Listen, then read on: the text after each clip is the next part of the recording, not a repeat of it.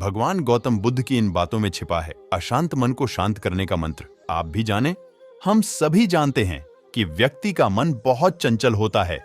यही कारण है कि मन अशांत रहता है और कई तरह के सवालों का जन्म भी अशांत मन के कारण ही होता है। यदि आप जीवन में शांति चाहते हैं तो इसके लिए जरूरी है मन को शांत करना। लेकिन मन को शांत कैसे किया जाए? गौतम बुद्ध से जुड़ी इस कहानी के माध्यम से आप जान सकते हैं कि मन को शांत करने का क्या तरीका है। इसमें भगवान गौतम बुद्ध द्वारा मन को शांत करने के आयामों के बारे में बताया गया है। जानते हैं इस कहानी के बारे में, जिससे आपका जीवन बदल जाएगा। मन को शांत करने की कहानी।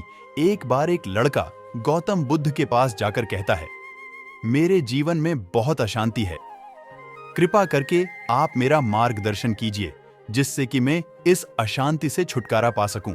गौतम बुद्ध लड़के से जीवन की अशांति का कारण पूछते हैं। लड़का उत्तर देता है, अत्यधिक विचारों के कारण मेरे भीतर बहुत सारे विचार आते हैं जिससे मेरा मन अशांत रहता है। बुद्ध मुस्कुराते हुए कहते हैं, ऊपर आकाश की ओर देखो और बताओ कि तुम्हें सूर्य दिख रहा है। लड़का ऊपर देखता है और कहता है, धूप दिख रहा है। बुद्ध उससे पूछते हैं कि अगर तुम लगातार धूप में खड़े रहोगे तब क्या होगा? वह कहता है, मुझे अत्यधिक गर्मी लगेगी और शरीर में बेचैनी होगी।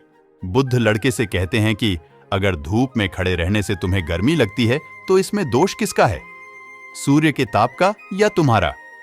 लड़का कुछ सोचने के बाद कहता है, इसका जवाब आप भी बताइए।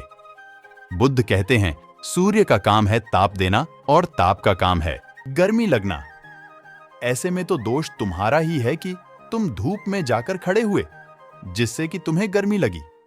तुम्हें अगर शीतलता चाहिए तो तुम्हें छांव में रहना होगा। ठीक इसी तरह चंचल मन का भी स्वभाव होता है विचारों और भावनाओं को जागृत करना। विचार क्षण भर के लिए होते हैं, लेकिन विचार से पैदा हुई भावनाएं देर तक टिकी रहती हैं। लेकिन यह तुम्हें निर्णय लेना है कि तुम्हें विचार और भावनाओं के साथ चलना है या अलग दिशा बनानी है। कैसे करें मन को शांत? बुद्ध कहते हैं, मन को शांत करने के लिए तन के आयाम पर काम करना सबसे आसान तरीका है। शरीर के स्तर पर हमारी कर्मेंद्रियां और ज्ञानेंद्रियां हैं। कर्मेंद्रियां कर्म और ज्ञानेंद्रियां ज्ञान से जुड़ी होती है। इससे हम अपनी संवेदनशीलता को बढ़ा सकते हैं, यानी हम जो भी काम करें उसे आनंद के साथ करें। मन के आयाम से हटकर तन के आयाम पर जाने से ही तुम्हारा चित्त शांत होगा। ऐसा करने से तुम मन के आयाम से हटकर शरीर के आयाम पर आ जाओगे। ठीक उसी तरह जैसे तुम धूप से हटकर छांव में आ सकते थे। मन के आयाम से हटने पर तुम्हारी जागरूकता तन पर आ जाएगी। जब तुम तन के आयाम पर काम करोगे तब तुम्हारा चित्त शांत होगा। इसलिए हर काम को तन के आयाम पर करने से मन स्वतः शांत हो जाता है। अपने मन के विचार और भावना को नहीं बल्कि सुर को सुनो, लड़का बुद्ध से कहता है। अपने भीतर के सुर को कैसे सुने?